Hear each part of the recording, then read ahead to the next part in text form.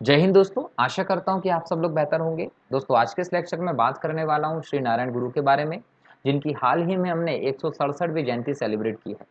इस लेक्चर के माध्यम से आज हम जानेंगे कि नारायण गुरु जी जो हैं, इनका भारतीय सामाजिक धार्मिक सुधार आंदोलन में क्या योगदान रहा, इन्हें एक महान संत के तौर पर क्यों माना जाता है, भारतीय राष्ट्रवादी आंदोलन में इनका क्या योगदान रहा और इतने बड़े पैमाने पर आज अगर हम इनकी जयंती मनाएं तो इसका क्या इनका योगदान रहा है इसके पीछे, वो भी हम लोग देखते हैं।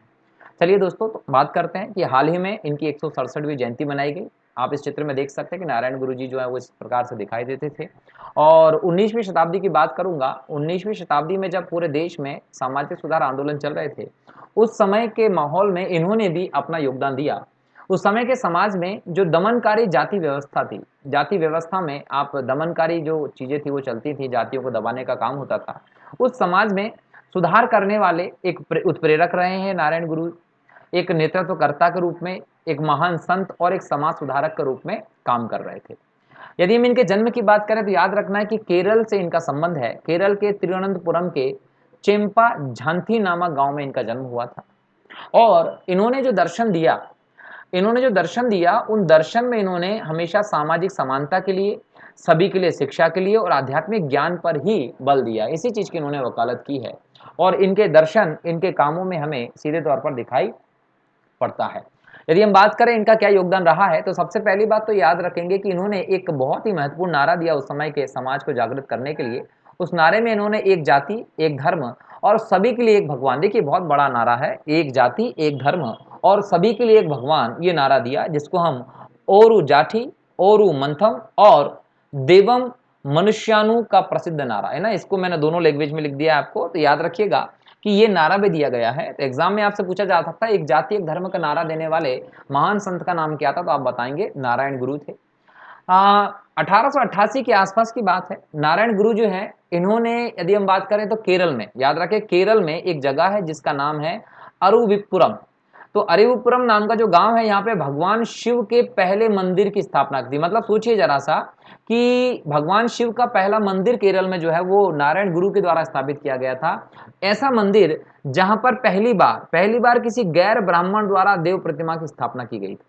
तो ये एक अलग प्रकार का इन्होंने काम किया। उस समय जाति व्यवस्था पर एक कठोर आघात हम इसे मान सकते हैं।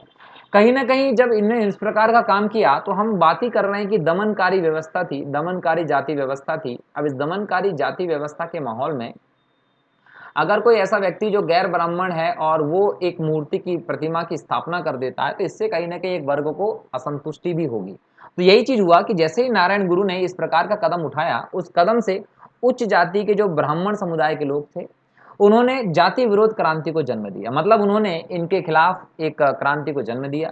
और उसके बाद एक बात कर सकते हैं कि ये क्रांति चलने लगी। लेकिन यहाँ पर एक और चीज देखेंगे कि इन्होंने एक मंदिर में कलाव नोट की प्रतिष्ठान की, जिसमें उन्होंने मूर्तियों के स्थान पर दर्पण को रखा। इसमें उन्होंने संदेश दिया था कि परमात्मा प्रत्येक व्यक्ति में, मतलब देखिए एक अलग प्रकार का कॉन्सेप्ट दिखाई पड़ रहा है कि जहां इन्होंने पहली बार अरुविपुरम केरल में भगवान शिव की प्रतिमा की स्थापना कर दी और इनके खिलाफ एक जाति विरोधी क्रांति चलने लगी, लेकिन ये बंद नहीं हुए। इन्होंने अपने कामों को कंटिन्यू रखा और केरल में एक और मंदिर बनवा दिया, जिसमें इन्होंने क्या किया कि ऐसी प्रतिष्ठापना की कि उसमें मूर्ति के स्थान पर दर्पण लगा दिया। आप उसमें देखिए, और इनका संदेश सीधा था कि प्रत्येक व्यक्ति के भीतर भगवान निवास करता है, उसको खोजने की जरूरत स्वयं में। इस प्रकार का संदेश भी दिया गया। इसके बाद 1903 में इन्होंने, याद रखिएगा कि एक संस्थापक के तौर पर, एक अध्यक्ष के तौर पर, कब 1903 में एक संस्थापक के तौर पर, एक अध्यक्ष के तौर पर श्री नारायण धर्म परिपालन योगम की स्थापना की थी। तो श्री नारायण धर्म पालन योगम की स्थापना कब की गई थी, तो याद रखिएगा 1903 में की गई थी। इसके संस्थापक और इसके अध्यक्ष कौन थे? श्री नारायण गुरु थे।